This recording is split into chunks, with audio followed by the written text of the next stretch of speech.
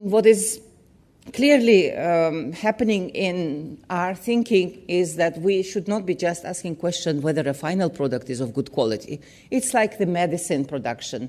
In medicine production, we are always talking about good manufacturing practice, where you actually control quality at every stage of processing of production of the medicine. Similar approach must be incorporated into food processing and food production. Now, what that requires is clearly that we need to establish and promote collaboration between various sectors that are involved in this chain, and also that it cannot be just resolved at the national level. We need to promote international collaboration because of the globalization of the food.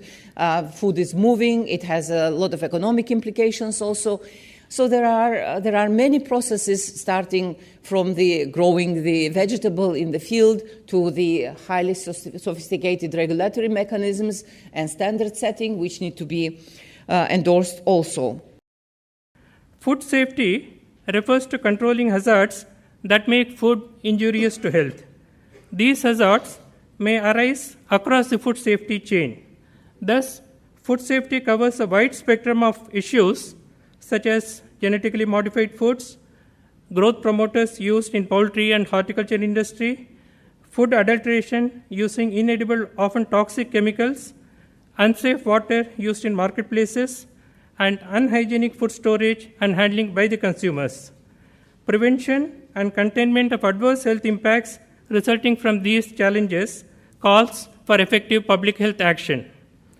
I am pleased to inform this gathering that NCDC has started a laboratory-based surveillance for acute diarrheal diseases and foodborne illnesses, a pilot project in 2 districts each of Gujarat and Tamil Nadu, using the framework of the Integrated Disease Surveillance Program.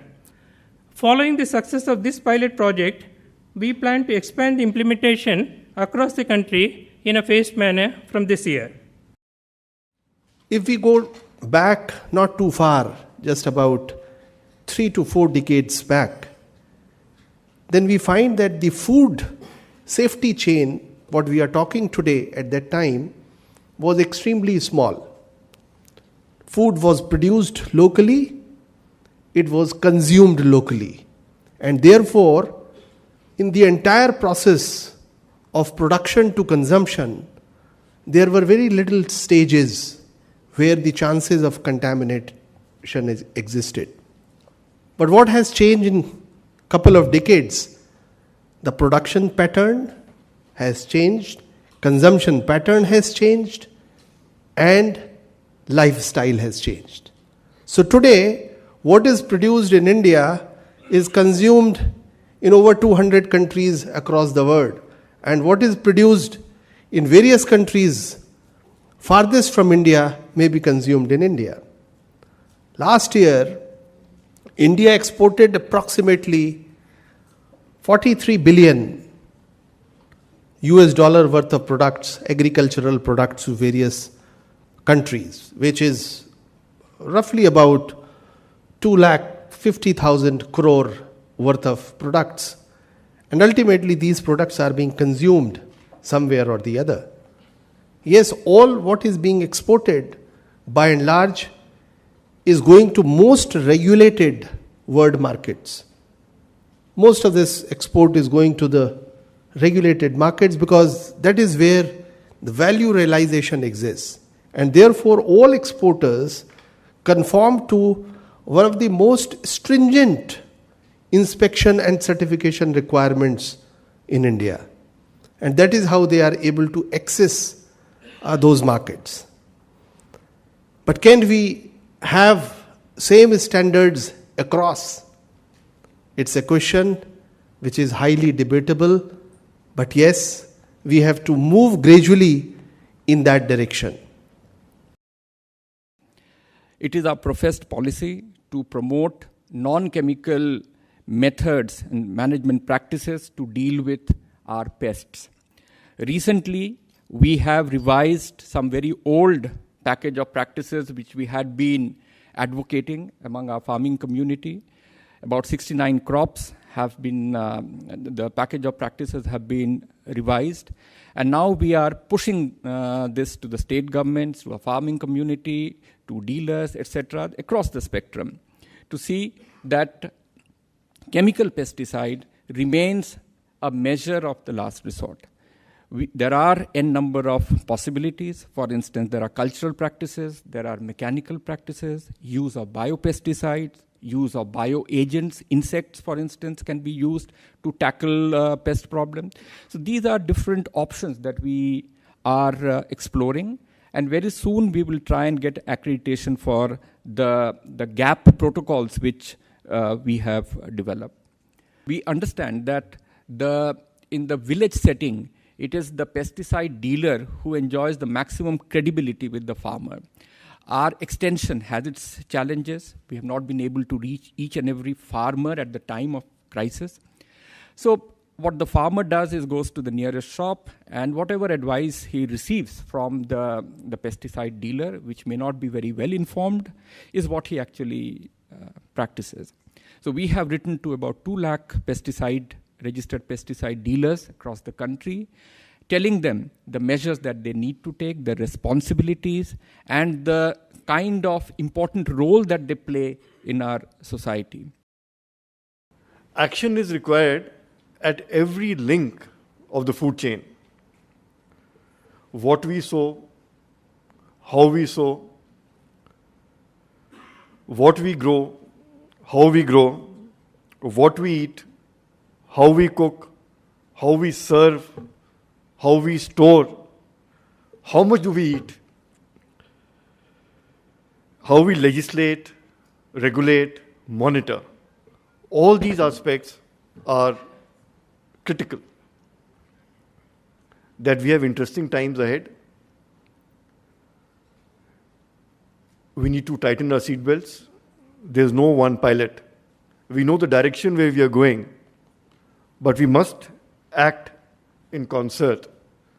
Otherwise, we will certainly see very turbulent times.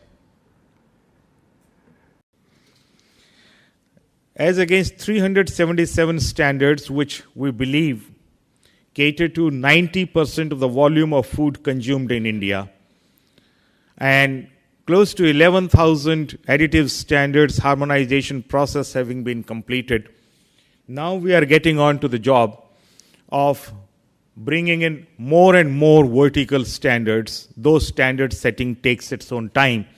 One of the major limitations in the Indian context being that we have yet to really get into the sensitivity of data collection, data aggregation in order to take scientific evidence-based decisions. There is a pressing need to bring food safety into the forefront of policy making.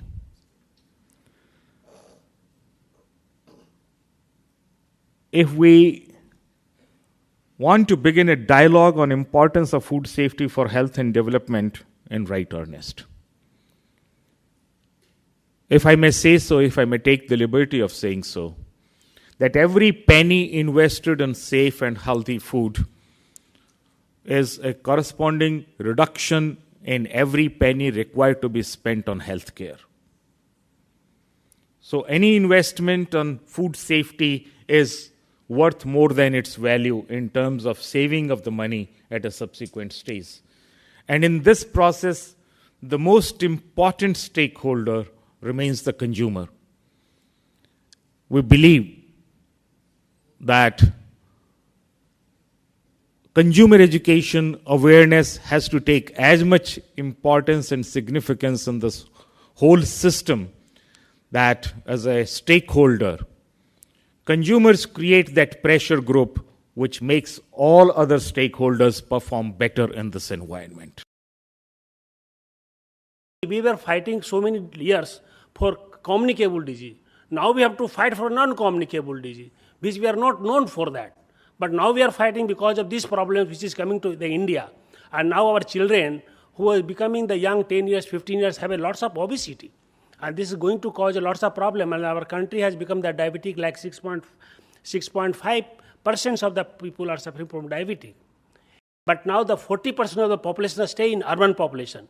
Even you control these people, These vendors don't go to the street vendor immediately. A street vendors, what they will sell? They will sell chapati or dal, not more than that.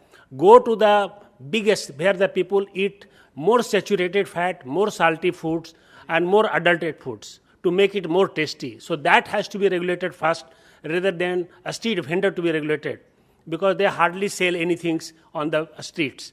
Only thing they require is a cleanliness. That part has to be maintained, that they have to give the cleanliness of waters. We need a systematic, well-articulated and well-focused campaign, possibly piloted by both the Departments of Health and the Department of Consumer Affairs, to promote safe and healthy diets, reduced salt intake, the need to go back to traditional foods where appropriate, and the need to promote the cultivation of fruits and vegetables without the excessive and deleterious use of pesticides. This will not be an easy job and will require substantial resources. But we cannot easily secure any lasting impact on the health of our people without a well-resourced campaign in public education. Coordination with other departments, both of the Government of India and the state governments, would also be needed. If one considers, for example, the very large number of public institutions run by the Departments of Education around the country where meals are served, the midday meal program, which covers the entire country, for instance, the various residential schools run by the Department of School Education and Literacy. Clearly, these are areas where immediate focus needs to be given on what is being served to huge numbers of children and to ensure that these meet a certain safety and health standard. Food standards in India must meet with world standards. It cannot be argued, as is unfortunately often the case, that food items be sold in India which do not meet standards set in the countries of their origin. It cannot equally be argued that we do not need food standards in India and that in a poor country people will eat anything. India must have a strong and robust regime in the regulation of food standards, and every encouragement needs to be given to FSSAI that they pursue this goal. But an occasion such as World Health Day gives us the opportunity to reflect on the responsibilities that lie before us in whichever area of government we work, to promote public welfare and to recognize the right of all citizens to aspire to a better and more healthy future. There is the importance of the Codex Alimentarius, and we have to see that the standards are set, for all food products as quickly as possible, and the standards should be such that they cater to the safety requirement. The second point, which came out very strongly from the discussion is the need for inter-sectoral convergence. We have so many departments, who are present on the dais, and indeed they all have very, very important role. While at the policy level, we all may be on one, wavelength, but it's some unscrupulous elements, which create the problem. And the question of enforcement comes, and not only, as I mentioned, in my first point, not only in India, but then the enforcement has to be strong, everywhere, all the countries, from where the food items are coming, they have to be equally scrupulous. The correct information has to be disseminated to all the stakeholders. Some unscrupulous elements would be there, and that of course one has to tackle through enforcement. But largely, I think this happens because of lack of awareness also, and that is where the importance of WHO comes. WHO is the repository of knowledge, and it's what it says is sort of trusted. So we all need to work together, and we need to create awareness, and the civil society ultimately, whatever they demand, they will get. So ultimately, the solution lies in disseminating the correct information and empowering the civil society. Then only we'll have safe food from farm to plate.